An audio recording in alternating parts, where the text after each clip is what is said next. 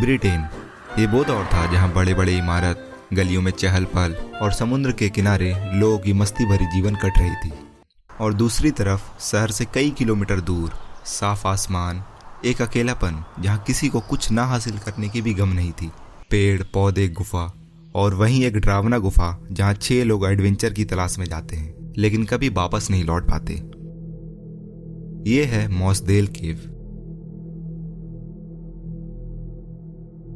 24 जून 1967 सुबह 10 लोग ग्रुप बनाकर मोसदेल केव को घूमने जाते हैं, इस उम्मीद में कि इसके अंदर कुछ नए केव को खोजी जाएगी जहां कोई भी आज तक ना गया हो। और इस ग्रुप को लीड कर रहे थे डेविड और जेफ, जिसमें से 4 लोग की ग्रुप पीछे रुककर एंट्रेंस के पास वाले केव को घूमने वाले थे और बाकी के 6 मेंबर मोसदेल केव के डीपर सेक्शन में जाने वाले थे, उसके एंड पॉइंट तक, जिसकी लेंथ इसकी एंट्रेंस से क्लोज टू 1 किलोमीटर है। तो ये 6 लोगों की जर्नी की शुरुआत होती है बोल्ड हॉल से, जो कि पानियों और पत्थरों से भरी थी। और जर्नी के सेकेंड सेक्शन में असल चैलेंज की शुरुआत होती है, जिसमें केवर को अपने घुटनों पर चलकर आगे बढ़ने होते हैं और जनरली बहुत ही कम लोग यहाँ पर आगे बढ़ पाते हैं। एंड बिल्कुल इस सेक्शन का नाम इसके अकॉर्डिंग है, नी रेकर।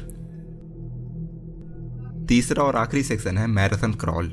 ये इतना नैरो है कि केवर को काफी दूर तक अपने पेट के सहारे आगे बढ़ने होते हैं, घसीटते हुए खुद को। मैराथन क्रॉल 2 सेक्शन में डिवाइडेड है, नियर मैराथन और फार मैराथन। और इन दोनों सेक्शन के बीच में एक 5 फुट की छोटी सी चेम्बर है जहां केवर को हल्की सी जगह मिलती है बैठने को।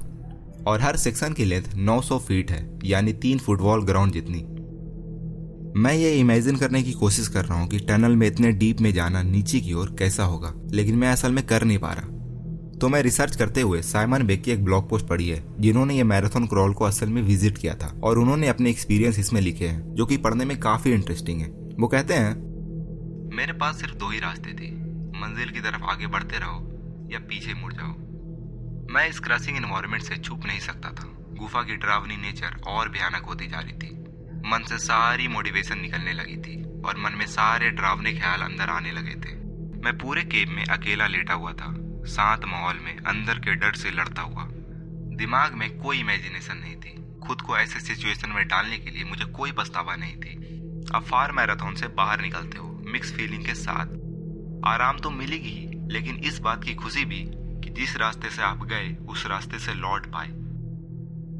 सो ऐसी एनवायरनमेंट थी जब डेविड, जेफ और 4 लोग, जिसमें से एक 17 साल का माइकल भी था, जो अंदर गए थे। एक लैपटॉप स्क्रीन जितनी स्पेस में अपने पेट के सहारे खुद को घसीटते हुए अंदर जाना, बड़ी बड़ी इक्विपमेंट को अपने पीछे खींचते हुए। पीछे मुड़ने की कोई ऑप्शन नहीं। अगर एक बार अंदर चले गए तो आगे घंटों तक चलते रहने होंगे। फार मैराथन के आखिर तक पहुंचने के बाद वो एक आखिरी पड़ाव को पार करते हैं, जिसमें वो और भी छोटे पैसेज को क्रॉस करते हैं अपनी बॉडी को स्क्वीज करके, जिससे आगे नए केव को खोजा जा सकता है।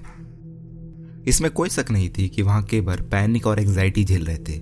इसलिए नहीं कि वो जगह क्लोस्ट्रोफोबिक थी, बल्कि इसलिए क्योंकि वहां सच में खतरे थे। वहां हमेशा पानी की स्ट्रीम बहते रहती थी। मोसदेल केव में बाढ़ आनी आम बात थी।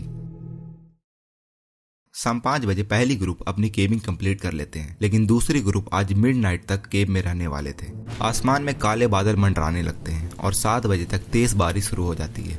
मोराइक फॉब्स, जो कि डेविड की फियोंसे थी, उसके लिए घबराने की बात नहीं थी, क्योंकि केव की एंट्रेंस की सिचुएशन अच्छी थी। 9 बज चुके थे, लेकिन बारिश रुकने का नाम नहीं ले रही थी। और जब मोराइक फॉब्स केव्स के एंट्रेंस पर जाती है तो देखकर दंग रह जाती है। केव की एंट्रेंस पानी में डूब चुकी थी और वहां लेक बन चुकी थी। मोराइक डर से 4 किलोमीटर दूर तक दौड़ती है और रेस्क्यू अलार्म को बजाती है।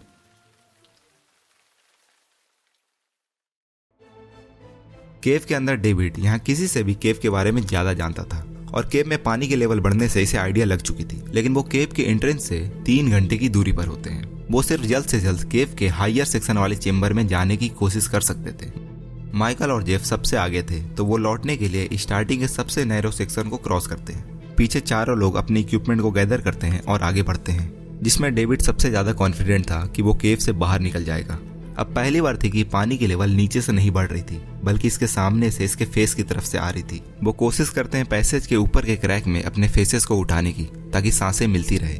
पैनिक और एंजाइटी के बावजूद भी वो सिचुएशन को आराम से संभाल रहे थे, लेकिन पानी की लेवल मिनट मिनट बढ़ रही थी और सच्चाई यही थी कि वो लोग कुछ नहीं कर सकते थे। जॉन, जो टनल में सबसे पीछे था, वो अपने दोस्तों की आवाजें सुनता है, जो चिल्ला कर कह रहे थे कि आगे मत आओ, पीछे मुड़ जाओ। लेकिन जॉन जब तक पीछे मुड़ता, वो पानी में डूब चुका था।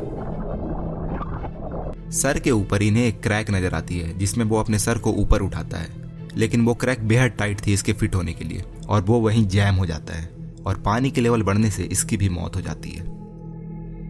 बाहर 100 से ज्यादा वॉलेंटियर और रेस्क्यूअर सबसे पहले मोटर पंप से केव से पानी को बाहर निकालते हैं और रेस्क्यूअर फार मैराथन के एंड में घुसकर केवर के लिए आवाजें देते हैं, लेकिन इन्हें कोई भी रिप्लाई नहीं मिलती और वहां उन्हें सबसे पहले माइकल और जेफ की डेड बॉडीज नजर आती है। जेफ और माइकल ने अपने शरीर को ऊपर के रीज में फंसा लिया था अपनी आखिरी सांस लेने के लिए और एक एक करके इन्हें और 3 डेड बॉडीज मिलती है, लेकिन जॉन की डेड बॉडीज अभी तक नहीं मिलती और 2 दिन लगातार ढूंढने के बाद जॉन की डेड बॉडी मिलती है। एक नैरो पैसेज में जहां से हिलना भी मुश्किल हो वहां से पानी में दम घुटकर मरना कैसा होगा ये हम इमेजिन भी नहीं कर सकते। सभी डेड बॉडीज को बाहर लानी बेहद मुश्किल काम थी, इसलिए बॉडीज को वहीं रहने दिया जाता है और केव को हमेशा के लिए सील कर दी जाती है। 3 साल तक लगातार उनकी डेड बॉडीज वहीं मैराथन क्रॉल में रहती है, वही पानी से धुलते हुए जिसमें वो डूबे हुए थे और फिर सभी को केव के ऊपर वाले चेम्बर में शिफ्ट कर दिया जाता है जिसका नाम सैंक्चुरी पड़ती है और केव को अगले कई सालों तक सील कर दी जाती है। मॉसदेल केव अब सिर्फ केव नहीं थी, अब वो 6 लोगों की कबर बन चुकी थी जिसमें 6 जवान लोग मारे गए। अब ये जगह हॉन्टेड बन चुकी है और कुछ लोग कहते हैं कि उन्होंने यहाँ पर अजीब अजीब आवाजें भी सुनी है जो कि आप भी सुन सकते हो।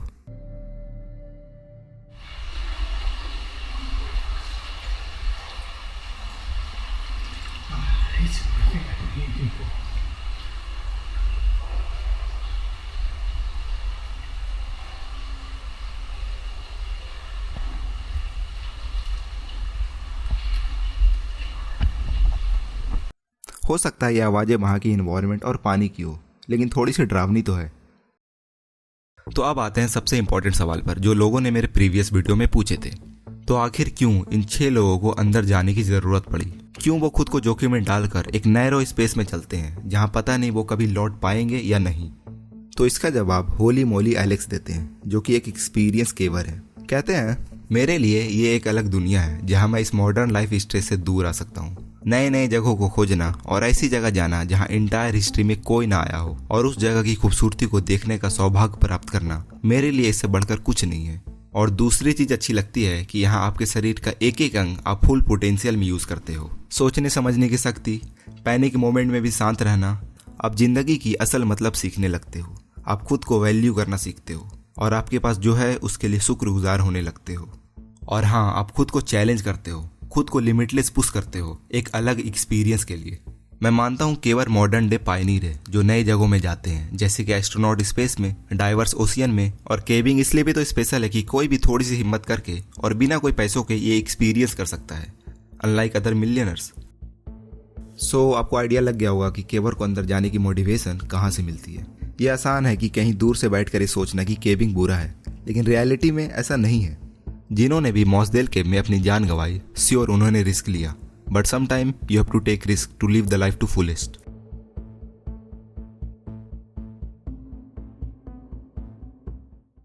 एंड मुझे भी लगता है कि मुझे एक बार केविंग ट्राई करनी चाहिए, लेकिन मॉसदेल केव तो बिल्कुल नहीं।